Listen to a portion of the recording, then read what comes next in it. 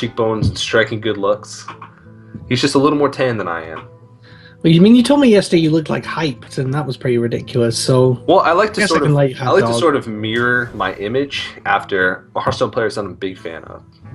And George Hype Magazzini is definitely on the top of the list. All right, let's contain your hyped love until we get to the next game. But Dog, not sure his real name. Dog. David Dog. Cairo, I think. Cairo, however you want to pronounce it. Yep, that's what I meant. Yeah. So we see Flame Imp opening from Jab here. Does have the Imp Gang Boss in hand as well, the Abusive Sergeant. Things like Implosion, maybe not as useful here. It could find some 3/3 targets, I guess. I think he's actually doing it right now. It's just with his other hand, so he's off camera. So we'll count that as 1. Okay. 4 more to go. You keep count of that. Okay. Yeah, he has to eviscerate here. He can't afford to take too much damage. Well, he doesn't have to, but it's probably the smarter play. He doesn't really have any good follow-up plays for the next turn, so it's not like he can't hope to draw a backstab next turn. He can't hope to draw like a Deadly Poison next turn. In that situation, you just sort of have to trade 1 for 1 and just hope he doesn't have an impactful draw the following turn. Yeah, absolutely. Earthring Farseer, it's a 3-drop, but it's not going to be very useful, so he's just going to dagger up and pass here. A really passive start from Dog. Yeah. It would hurt to have to play Tinker Sharpshooter with no creature on the board, but sometimes you gotta do what you gotta do. He does have Blade Flurry as well to follow that up, so if the board does get flooded this next turn, he has a way to be able to clear it. The smart play for Jab this next turn would be to try and protect his board against AoE by playing the egg. But Defender of Argus on curve feels good. Most likely a Blade Flurry is going to come out to stop this in his tracks though. But Dog is already at 19 health on turn 5. Yeah, this is pretty scary against a deck that can certainly have some big threats. Anti-Q-Bot I actually like better this turn. I don't know. I like Flurry Earthen Ring. Well, Anti-Q-Bot, there's 7 damage showing on board. So Anti-Q-Bot is basically just a stall tool. What Anti-Q-Bot will do is make sure that basically he'll be in the same position, at least as far as his health goes, next turn. It'll just give him more Blade Flurry targets. The one risky thing is that what if Jab plays something next turn that protects his board from Blade Flurry, like an Egg or like a Loatheb, or even if a Doomguard came out, then it would make it so that using the Blade Flurry this turn would be better. But again, this is one of those plays. You play to win or you play to not lose. Getting greedy with your Blade Flurries is one way to come out really far ahead. So if Implosion comes out here, he's going to be super happy. Yeah. It's that's going to be interesting to see what happens. But I guess he does have some more options. He could possibly life tap here to seize for some more, but it's always difficult when you're playing a deck like this because you don't want to use your resources too quickly that you might want to use later. But he might actually. I think the egg is pretty solid here because it defends against things like Blade Flurry. But I guess in this situation, well, can't with the taunt up, so I like the egg here. Yeah.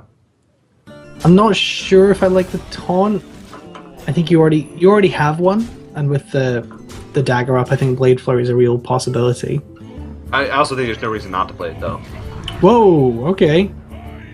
So opts not to Blade Flurry, just goes for the Thaurissan. The one thing that you'll notice about Dog is that he's a very fast player. I mean, there are going to be turns where he plays a little bit slower, just because there's some turns that require more thought, even for fast players, excuse me. But Dog is one of the players that plays the quickest.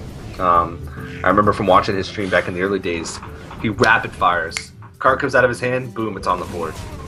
He's an instinctual player. Yeah. Rolling 4 on the Implosion as well and the Mortal Coil. Instinctual? Yeah. Instinctive? Which one's the correct word?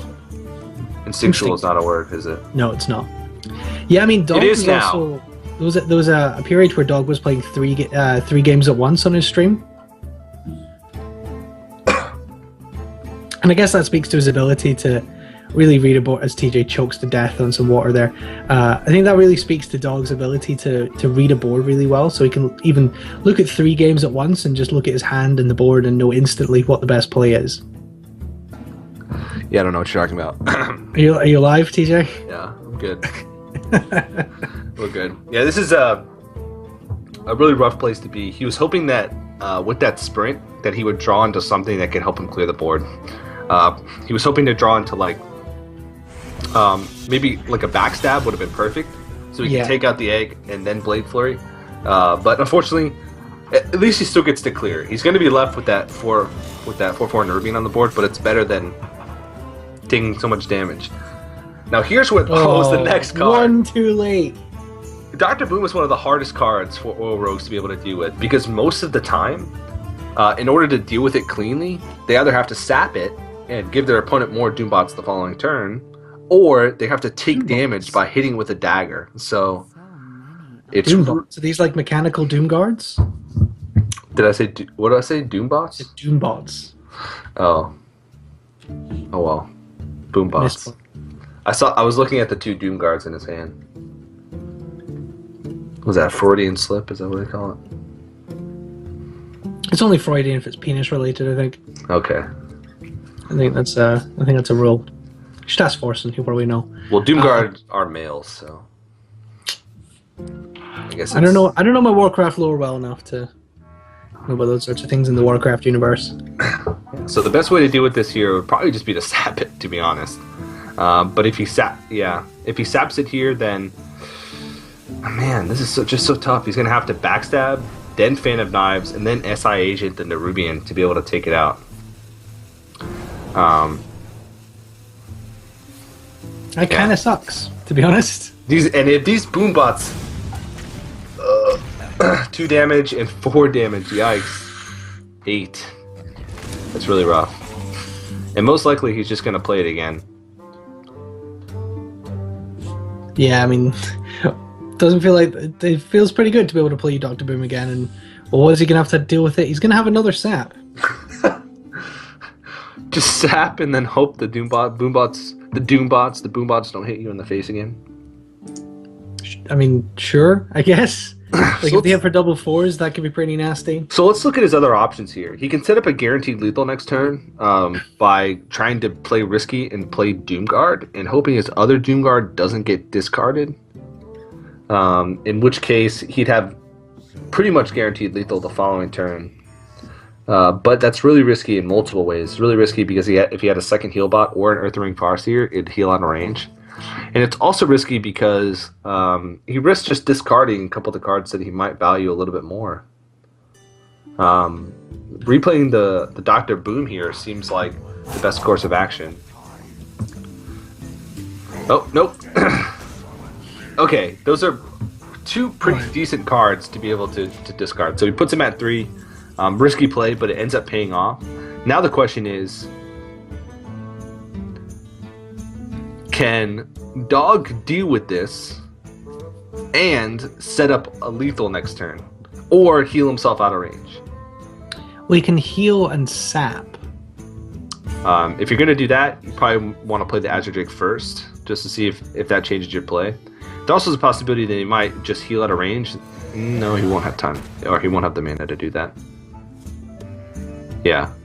I would actually Earthring Farseer, Eviscerate, and trade in. I like that better, yeah. I think that's the play. Actually, what other good sap targets are you going to have?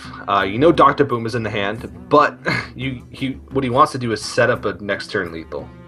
I think I actually do prefer the sap, because I think if you sap the Doomguard, you give him more opportunity to discard cards. Yeah, and you also have the Eviscerate for burn the following turn. So he's really thinking about it here. He's trying to calculate how much damage am I going to have next turn if I sap this Doomguard.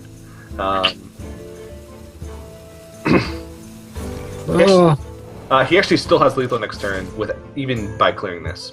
So either way he sets up lethal next turn. This way he knows that there's no Doomguard in the hand, so he can feel safe. So a combo like Doomguard Power Overwhelming would be less likely.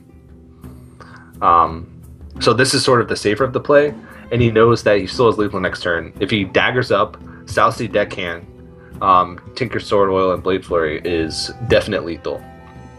Unless Mal'Ganis. Unless Mal'Ganis, in which case it still might even be lethal.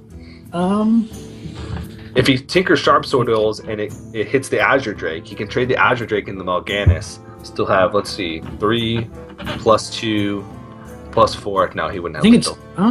He'd be off. I mean, it's just enough damage, but you can't. It's the exact right number of damage, but you can't distribute it in the right way. Yeah. Because you can do exactly 26 points of damage, but you can't do just 7 to the Mal'Ganis. You'd have to put more damage into the Mal'Ganis. You'd have to put at least.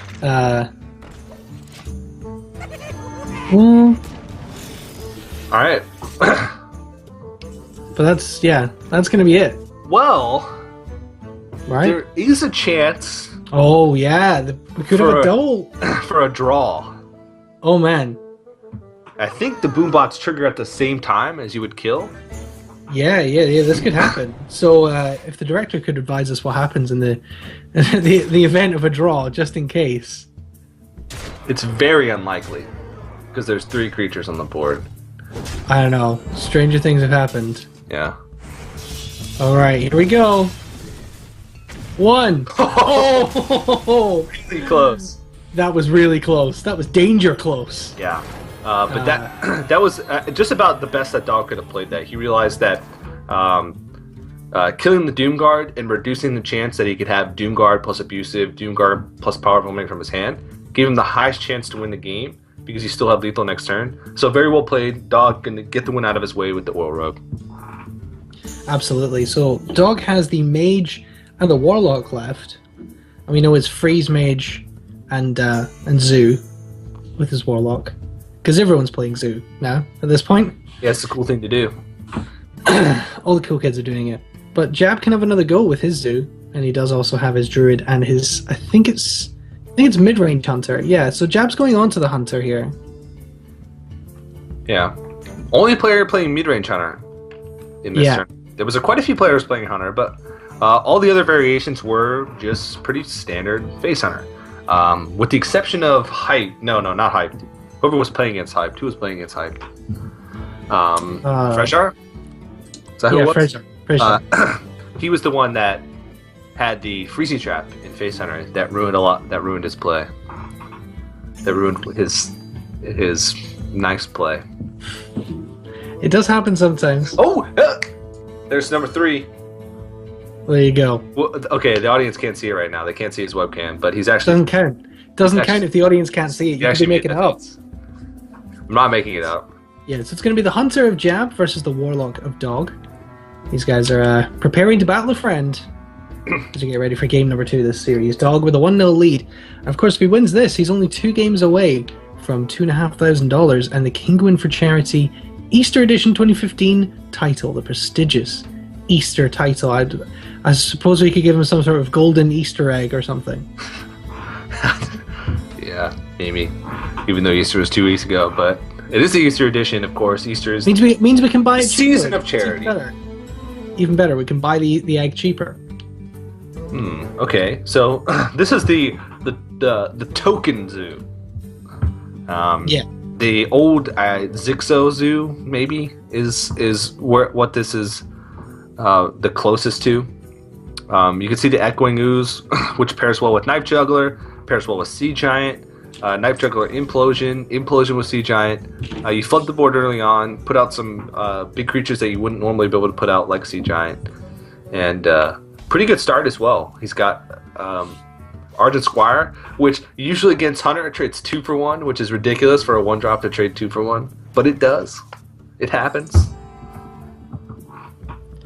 Alright, so he's going to coin out the Echoing Ooze, it looks like here. It's actually not a bad start. It's one of the... If you don't have anything to combo the Echoing Ooze with, it's one of the best ways to use it, is to get early board presence with it.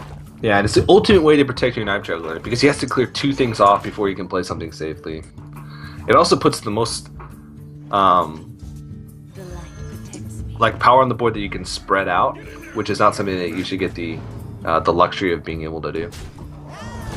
It's it's quite good in this kind of the Imp Gang Boss the Imp Gang boss era of Zoo, where creating those small tokens that you can then buff up to trade is really, really important. And that's Echoing Ooze is just basically a couple of those imps, but with 2 health instead of 1. This hand is bad from Jab. Yeah, this is not good. A Trap, never good.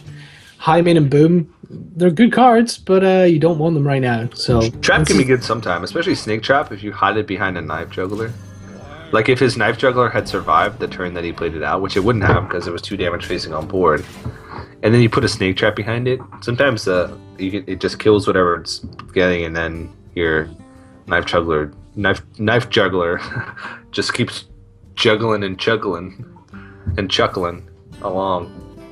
Has to kill command the Knife Juggler. Ouch. That's rough. And I think we'll just see the gang boss come out here. I was playing against a mech mage earlier, and I made a very big mistake. I implosioned into an Annoyotron. If you implosion into a Divine Shield, it does 0 damage. Thus, it summons 0 imps. Well, there you go. It's not something you think about, but I was very embarrassed. This is tough for Jab. This Huffer, he wants to do damage to the face and start taking back some of the life gain, but he also really wants to get rid of this Imp Gang boss, and I think he has to trade. Oh, the poor Huffer. Huffer's like, no, I'm pointing towards face. Growing up as a small little piglet, that Huffer had dreams of attacking a face. But now he's been born and melded into a world where sometimes going melded. face, sometimes. How do you think childbirth works, TJ? No, born melded into the world. Born and then. This is a story. Melded. Born and then melded into the world where just going face sometimes isn't the best option. Such a sad Huffer. Well, in the end, he trades, but not even for the gang boss. And we're going to see Implosion here. And, it's actually feeling pretty balanced today, Implosion. Mm-hmm. Only 2 damage. Yep.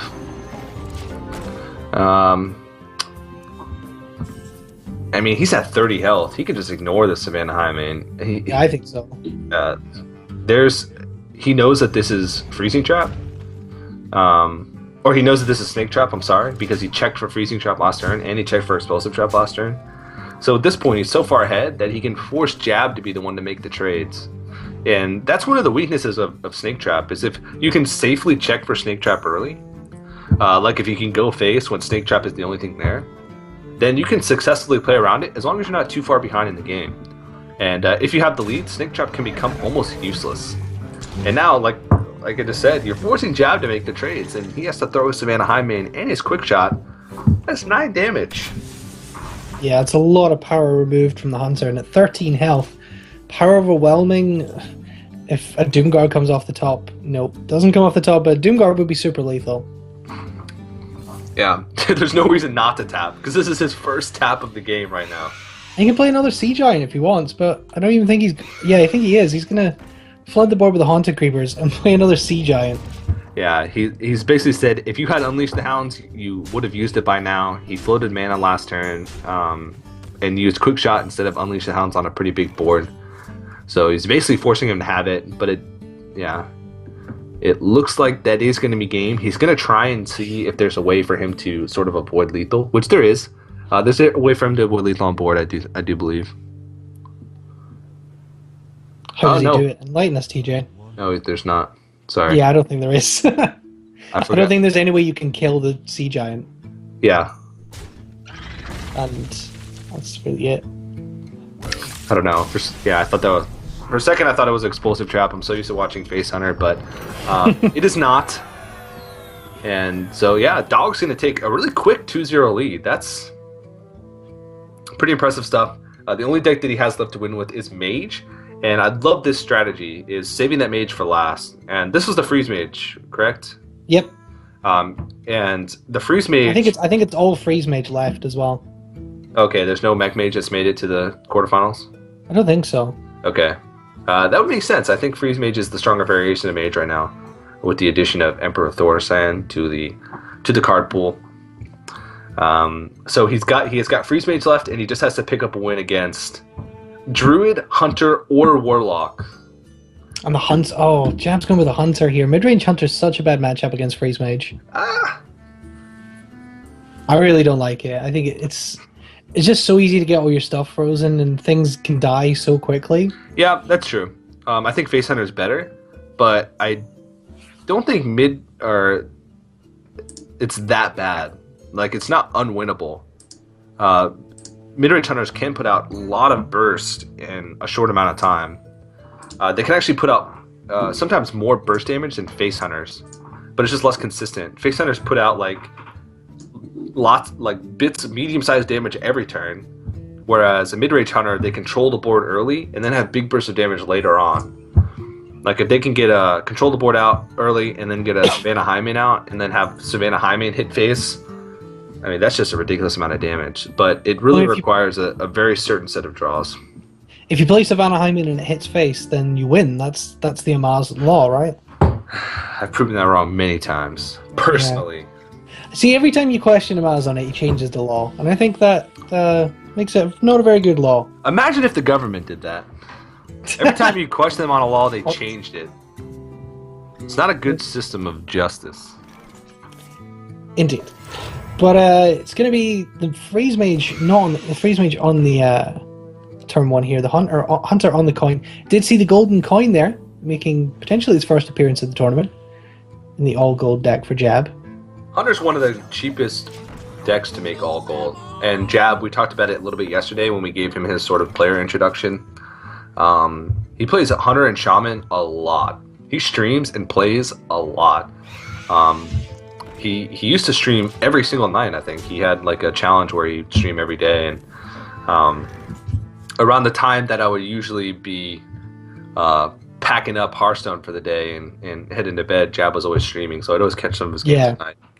Yeah, he's one of the late night streamers. Late night for me. I guess it'd be early morning for you. I don't even know. Yeah. Yeah. If I get up pretty early in the morning, sometimes Jab's streaming. Mm-hmm. But don't often cross paths. So Chaki's the worst one. I never get to see Chaki stream because he's always like 3-4 in the morning my time. Yeah, it's number 4 for Dog, by the way. He's doing the face. You just can't see because it's slightly off camera. Just one more. I trust you. Just one more, Dog. Give it to me one more time. Oh, that's a half. It's a halfsies. Can't go halfsies on it.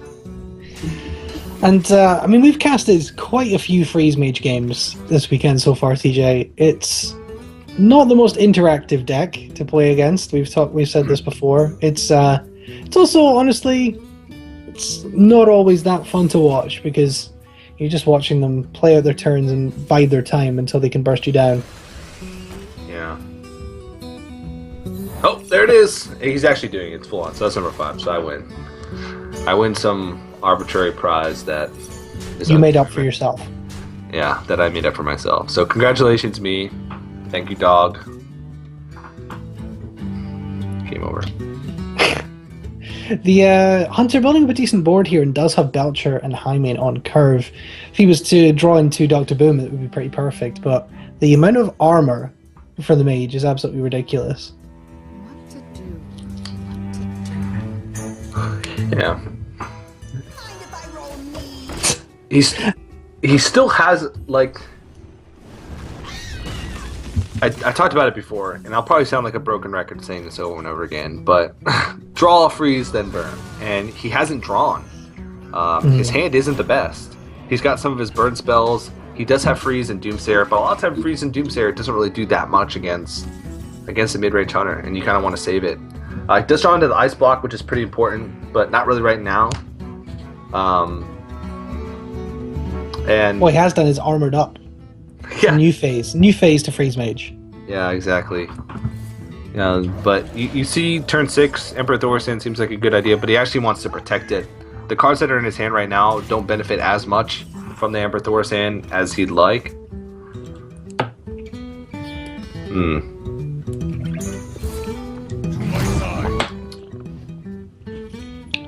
The Leok isn't great. He's going to silence the Doomsayer, though.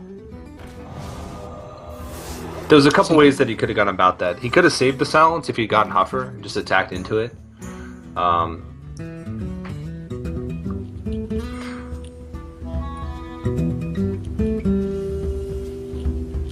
Alright. If he Frost Nova's here, he buys himself a turn, but there's not really a play you can make after. He can develop Ice Block if he does that.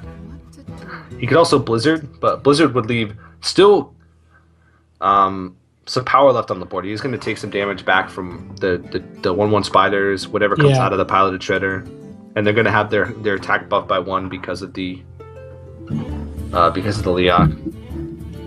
Yeah, Blizzard's actually kind of a bad play because you're going to get, as you say, 2/1 spiders and whatever comes out the shredder. I don't know if it's a bad play, but it's definitely not the optimal situation that he'd like to be in. No real play is fantastic here. He's actually in a tough spot. It may not seem like it because he's Freeze Mage. He's got a lot of time to buy for himself. But his next couple draws are going to be really crucial. He needs to draw into Acolyte of Pain or Arcane Intellect if he's going to want a shot in this game, because this damage is going to start to pile up very quickly. Even though he does have Freeze, the board isn't really going anywhere. The strength of the board isn't really going anywhere unless he finds a follow-up to whatever he's playing. So Emperor Thorstein's going to come down. It's basically going to be blocking almost as much damage as the Blizzard would have blocked as well. Mm-hmm. But I guess the mana reduction as well, so it's pretty good. It's obviously not the optimal use of Thaurissan, as you say. You would want to protect it and maybe even try and get a second mana reduction off it, but he does get some pretty crucial cards reduced in cost. That 2 mana Ice Block in particular makes it fit into other combo turns much better. But he's gonna use the spiders and the owl to clear out this Thaurissan. Actually build up even more power in his board. And this board's looking pretty scary, but obviously it's gonna get frozen at least once more, if not 2. This is what I'm talking about with mid-range Hunter. They control the board early, but then they put a lot of really sticky and big threats on the board. Because even he's going to be able to block him out of a lot over the next couple turns. But even after he Blizzards this turn, Frost Nova's next turn, he's going to... Oh, wow! Okay. I can't tell if that's good or not. Oh, man, he's going to give an Ice Block to the Hunter. And if you give Ice Block to a Hunter, you can't win. It's really hard to win because you have to put him. You have to like put him to 1. He might have to Fireball or Frostbolt Icelance the Lore Walker Cho, and then he's giving the Hunter more burst. That is terrible. Oh, wow. I mean, wow. If he doesn't deal with it now, when does he deal with it? That Dog is so really not happy with frustrating. this. Oh man. He doesn't have the mana even to Frostbolt it now. I guess he's just going to ping it and hope to Frostbolt it next turn. That's really frustrating if you're a dog in that situation. It's really frustrating if you're a dog, and it's really frustrating if you are a dog. Because you can't play Hearthstone with paws. It just doesn't work. Oh god. Both are terrible situations. Yeah, okay, sure. He's going to have to Frostbolt this Cho here.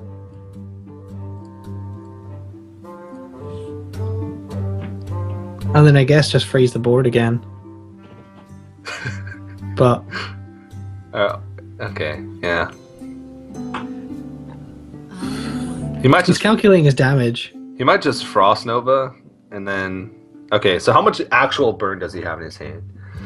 He has 6 from the Fireball, 9 from the Frostbolt, and 8 17. from the Ice Lances. 18 with Hero Power.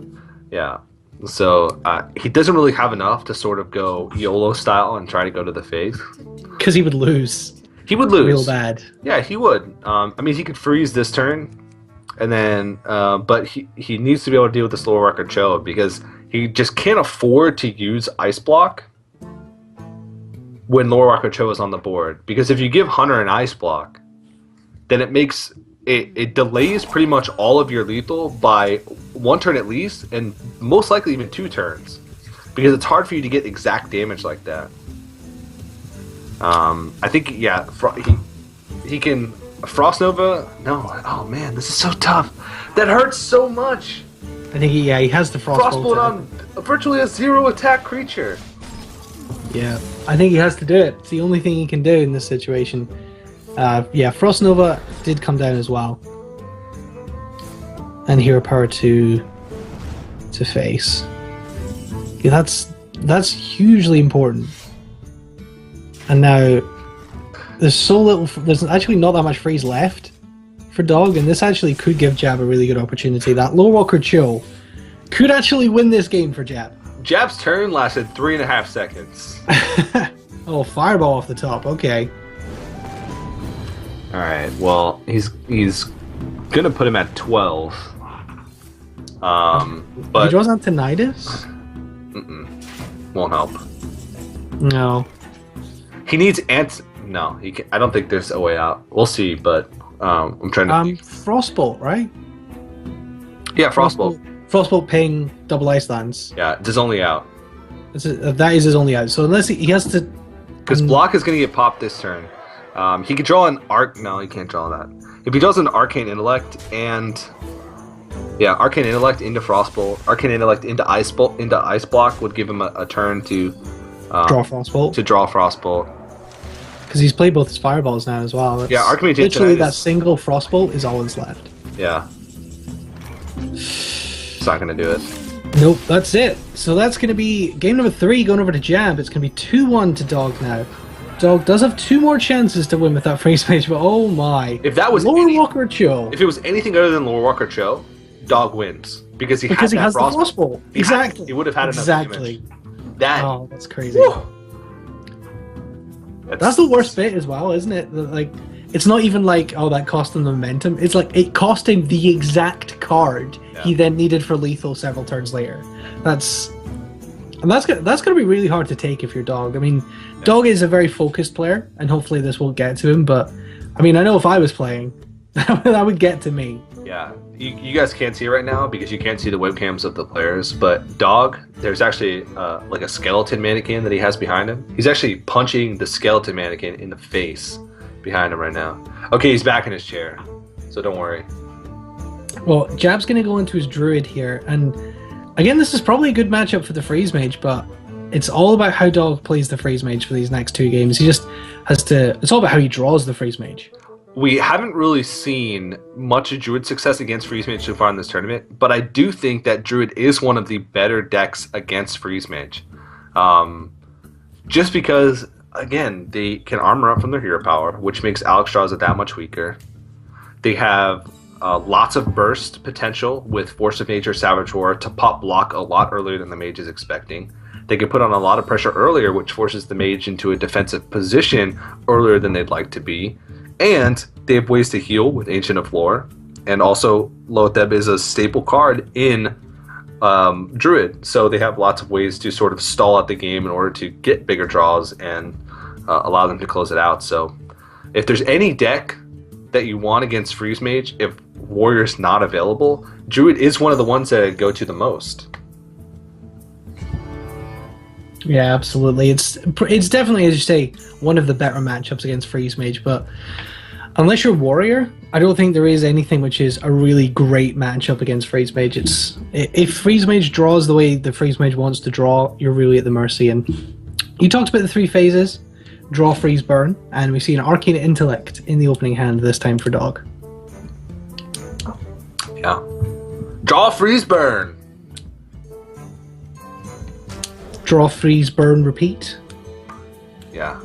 Don't think you actually have to repeat it, to be honest. I think you just do it once.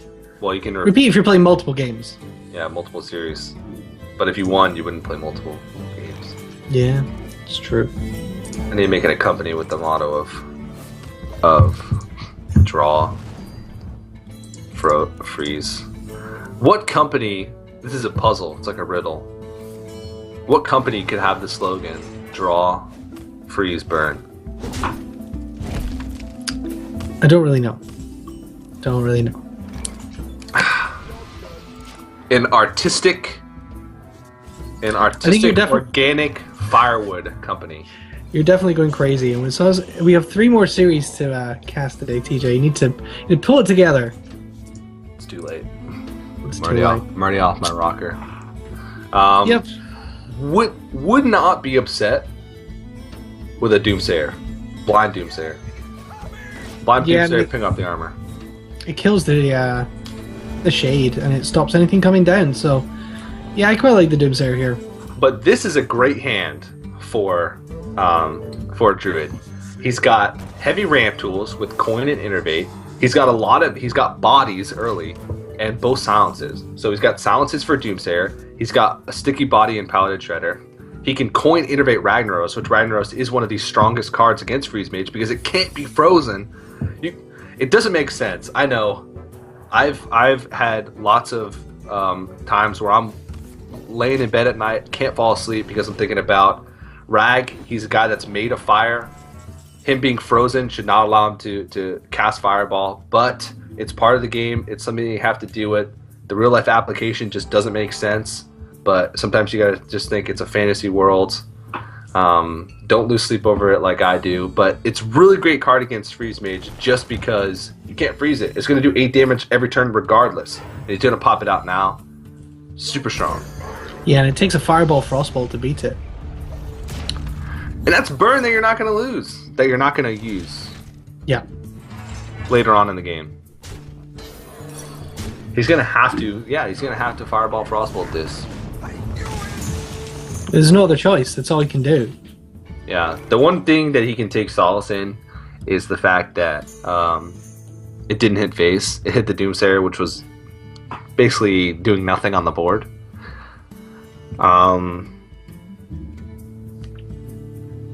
The one thing about using Fireball Frostbolt here is you're not really blocking any damage this turn. You're taking out 8 damage from Rag, but you're leaving 6 damage unimpeded on the board. At least 6 damage unimpeded on the board.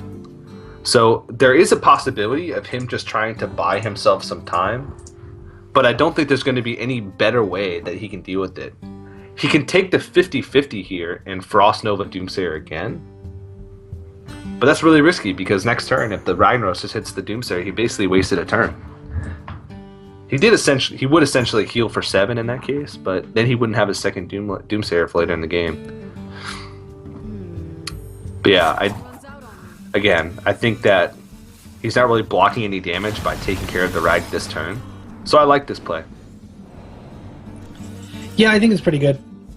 It does leave the Rag up, which is a problem you're going to have to deal with at some point.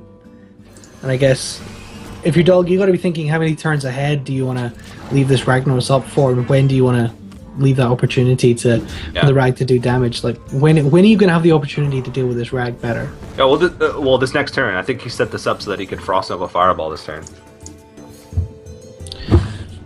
Yep, well, that's what we're going to see. So the board gets frozen once again. Does a Flame Strike in hand as well. So lots of clears. Oh! Why, hello there. That's resistant to Flame Strike, I guess. That's a pretty good answer. Yeah, Flame Strike's not the best card here. And Dr. Boom is so resilient against Cold because you're essentially only freezing Dr. Boom. And as punishment for freezing Dr. Boom, he sixes Boombots on you. Oh, 7 damage to the face there from the Boombots. That's pretty game. rough. Whoa! Yeah, oh my god, that's game. Yeah. Oh man, you needed to be 6 or above. See, that's lethal there. One of the reasons this was a showcase of what most Freeze Mage Druid games look like, because they just have if you can't find a turn to safely block, you're dead. Alright, well, game number 5 is going to be the Warlock of Jab versus the Freeze Mage of Dog. Woo. As I said, Dog set himself up with 3 chances to win with this mage. He only has 1 of those chances left. Yeah. And how do you think the zoo stacks up? I guess it does have things like Mal'Ganis and Dr. Boom as well. Yeah. Mal'Ganis can be really problematic for Freeze Mages, but the problem is getting there as a zoo player. If you can get a Void Caller. Yeah. If you get a Void Caller and pop out a... Well, no, because you want to use Mal'Ganis as sort of that card that buys you a turn later in the game. When you know your opponent's setting up lethal, Mal'Ganis is the card that says, well, you're not going to have lethal this turn. Maybe I can pop the block this turn, force you to do with Mal'Ganis, and then kill you the following turn. Does Jab run Loatheb? I don't know if we've seen it. Yeah, I think so. It's a pretty staple card in the more mid-rangey Demon Zoo. Don't know if there's an actual name for the deck, but mid-rangey Demon Zoo seems like the correct way to say it. Because if he has the Loatheb as well as the Mal'Ganis, like you say, that's two opportunities that Jab has to stall a killing blow coming from the Freeze Mage. Yeah. So that could be pretty crucial in this matchup. Those two cards could really make all the difference. Yeah. All right, it looks like we are about to jump into the final game of this series. Now, the winner of this is the very first player to move on to the semifinals. So this is our first quarterfinal match. The player moves on to the final day tomorrow, where they will get to play best of sevens. Whoa! They'll get.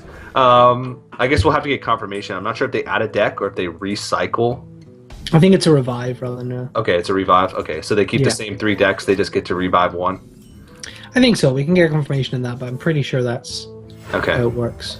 So early Mad Scientist here for Dog. It does have a Flame Strike, which is going to come useful later on, but he would have been hoping for some of his other AoE spells rather than Flame Strike to start off with. Yeah. Loot Hoarder for draw. Creatures. Early creatures. He's competing on board. He's got a stronger board than the Zoo Warlock right now. That's not something that you see very often. Direwolf Alpha is definitely an option here, because it can then trade the Nerubian, but he's going to use the Mortal Coil and I guess trade a card for a card. Oh, he's just going to use the Power Overwhelming and go for face. You're not going to really Gonna trade. get much more value out of the Nerubian. The egg is a good way to protect yourself from AoE, but really against Freeze Mage when you're the Zoo, you want to try and get as strong of a board as possible as early as possible. You don't want to give the Mage free turns. You want to force them to play defensively the entire game, and you want to force them to have things. You want to force them to have the defensive spells, or else you just win. Don't hold back. You can't really play conservatively as a Zoo in this matchup, because that's just going to allow the Mage the wiggle room that they need, the Freeze Mage the wiggle room that they need to buy enough time to burn you down. Absolutely, and you can see the aggression here. Double Flame Imp, Direwolf Alpha, just all going to face. Hits off the armor, but actually does very little real damage to the Freeze Mage because of that ice barrier. Yeah. He's got to get to turn 7. Okay, what do you think about Bane of Doom, your own Flame Imp? See if you can roll the Mal'Ganis. I don't mind it. Worst case scenario, you spend a turn where you would otherwise just tap to get a fresh Flame Imp. There you go. And if he gets Mal'Ganis, oh geez, here we go. Oh, Floating Watcher, not terrible. Yeah, not bad at all. Not bad at all. And then he got 1 extra damage because it moved over, shuffled things along towards the Direwolf. Yeah, you look at what demons, the quality of demons that are actually in the game right now. The average demon is actually really strong. Like the bad demons that you can get are like Blood Imp, Mistress of Pain isn't the best, Voidwalker isn't the best, Flame Imp isn't the best, but there's cards like Dread Infernal, like Floating Watcher, Mal'Ganis, Jaraxxus. Even like Felguard, Pit Lord. Felguard, Pit Lord, even a Void Caller is good. I mean, even a Succubus isn't terrible. Like these are things which don't, they don't have their battle cry anymore. Yeah, he might. Ooh, yeah. There's not enough mana for him to try and go for burn. I think he has to. He has to kill this Floating Watcher here. That's gonna take a Fireball. Mm-hmm. And there's 10 damage sitting on board, so he knows that he's going to be taking a lot of damage next turn. He does have Flame Strike for turn 7 to be able to clear what's left.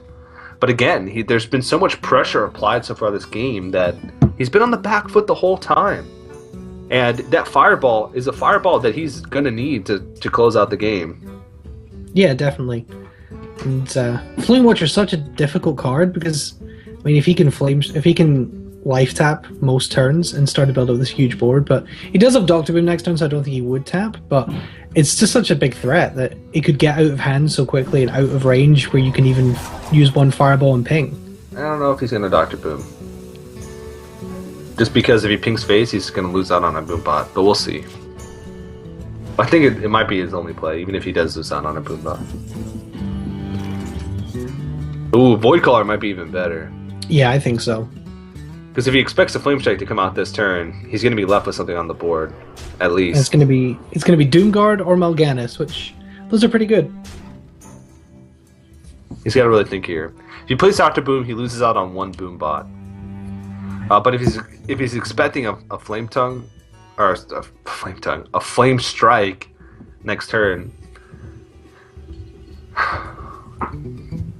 leaving Dr. Boom on the board would give you more power than the Doomguard, but putting Mal'Ganis out would also be pretty good. So Dr. Boom, I think, is the more reliable choice, because if your opponent Flame Strikes next turn, you're doing damage, and all this Boombot has to do is 3 damage, and you win next turn if a Flame Strike comes out. Yeah, so... Wait. He's got 2 ice blocks. So if he Fireball, Ice Lance... Fireball, Frostbolt, Ice Lance this turn, that's 13 damage. Put his opponent at 6 health. He can Ice Block again on turn 8. No, he wouldn't be able to get to Pyroblast in time. Yeah, you can't get to Pyroblast. That's the worst bit, isn't it? This is a pretty good hand for the Freeze Mage 2-3 turns from now. But on turn 7, this is just... it's too much mana. The Pyroblast is never going to be able to be used. I mean, he'd be on a Fireball to win, but he's not drawn that far into his deck. It'd be such a remote chance. I don't know if... I mean, of course, we have the confirmation bias of being able to see the Mal'Ganis in the hand, but the Mal'Ganis is just sort of the trump card in this match. It just sort of... You see that the Mage sets up lethal, you just throw down Mal'Ganis, it buys you a turn. And that's exactly what's going to happen in this game. Because Boombot does 3, he's going to be able to pop the block this turn, even though he's going to be far off from it. As long as... I think Dog knows that he's screwed. Yeah. You can see he's definitely not happy here. And Jab, after losing 2 quick games, could actually be about to win this whole match here. Oh my goodness. So what outs does he have? I don't think any. He can buy himself a turn with Ice Block. But what else can he do? Oh! He's short. He can... At this turn, he can Ice Block, Frostbolt, Ice Lance for 10 damage. Nope, he's still short. He'll still be short.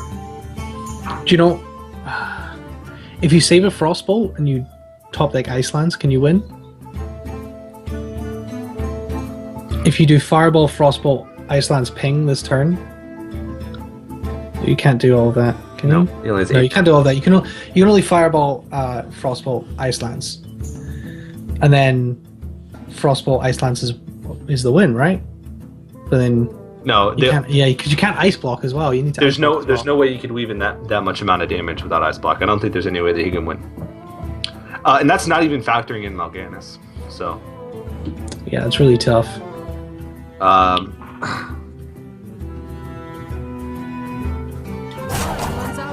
Yeah, that looks like he can top deck like Arcane Intellect or Frost Nova, which will buy him another turn. At least in his eyes. But then there's a Doomguard that's going to be in his hand. What if he top decks? He's not going to clear here. Okay, I was going to say if he top decks Alex maybe, but then you'd have to use the burn on the minions, which he then doesn't have to kill him. So, well, this is the best way to set it up, because next turn he can Fireball, Frostbolt. This turn he's assuming that he can't pop the block. And then next turn he could Fireball, Frostbolt, and then the following turn he can Pyroblast. Yeah. So, actually... this is pretty close.